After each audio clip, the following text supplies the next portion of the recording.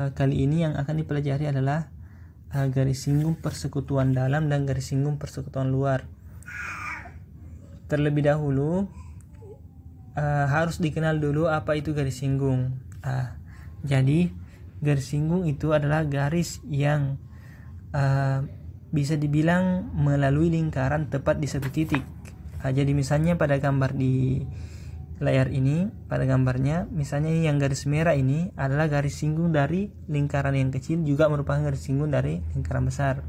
Dan bisa dilihat bahwa sifatnya garis singgung jika ditarik garis dia melalui lingkaran tepat di satu titik. Akibat dari itu, maka kalau kita buat suatu ruas garis dari pusat lingkaran ke arah titik singgung seperti ini, misalnya saya buat putus-putus, akibatnya ini pasti akan tegak lurus.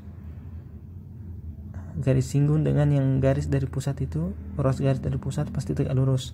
Demikian halnya juga di lingkaran besar, kalau ditarik dibuat garis maka akan tegak lurus.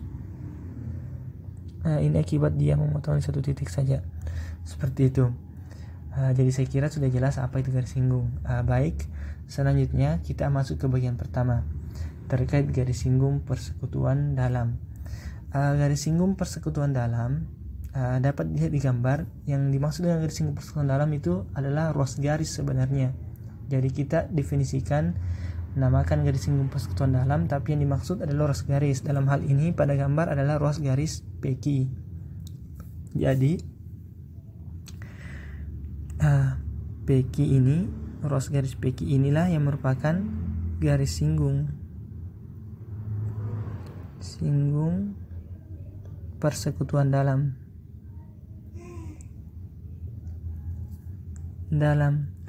Rumus apa yang berlaku pada garis singgung persekutuan dalam ini?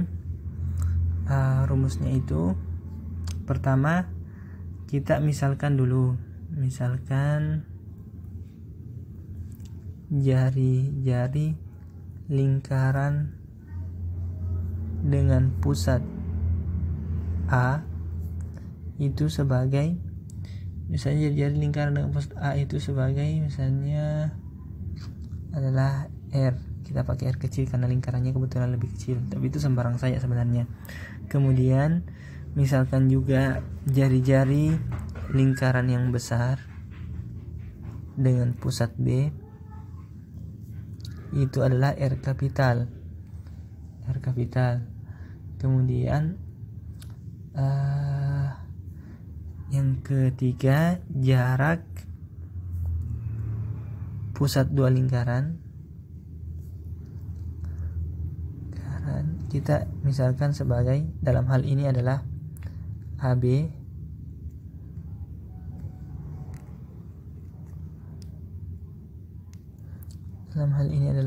Itu kita misalkan sebagai, misalnya itu adalah huruf D. Maka rumus yang muncul adalah, atau rumus yang berlaku adalah PQ sama dengan akar D kuadrat, ini D kuadrat kurang R kapital tambah R kecil kuadrat.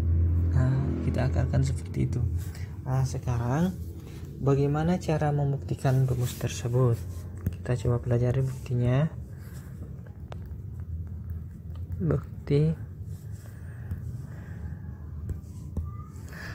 Buktinya yaitu, sebenarnya ada banyak cara. Pertama, kita bisa menggunakan kesebangunan, bisa juga dengan membuat garis bantu untuk mempermudah. Langsung kita gunakan Pitagoras nantinya jika kita menggunakan garis bantu tersebut.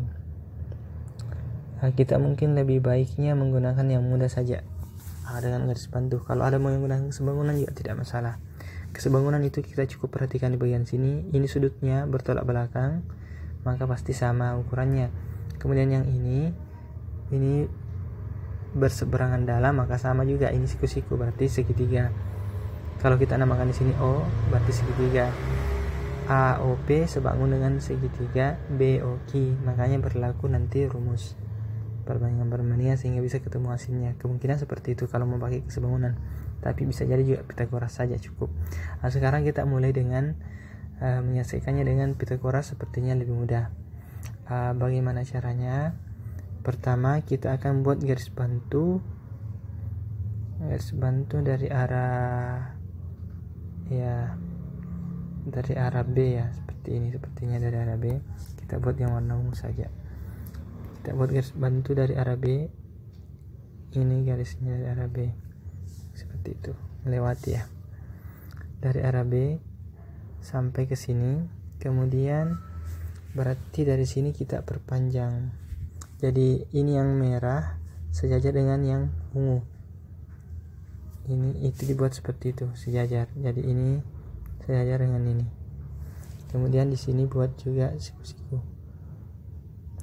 Otomatis kalau di situ siku-siku juga di sini, maka bisa dilihat bahwa Q B dengan di sini B. Misalnya di sini kita namakan titiknya, katakanlah di sini titik, kita pakai warna apa ya supaya jelas.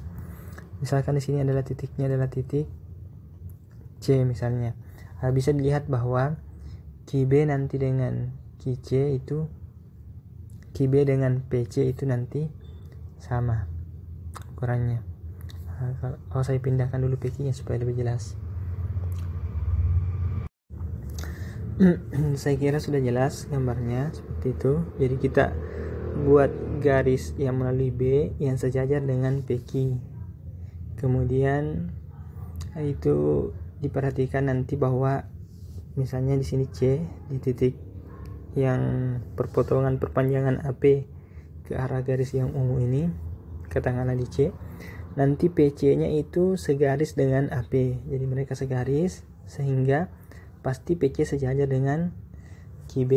Dari bantuan ini, berarti langkah pertama di sini buat garis, atau bisa dibilang ruas garis tidak masalah. Buat garis dari titik B sejajar PQ, ruas garis PQ, sehingga memotong perpanjangan perpanjangan AP dalam hal ini P nya diperpanjang di titik C seperti gambar.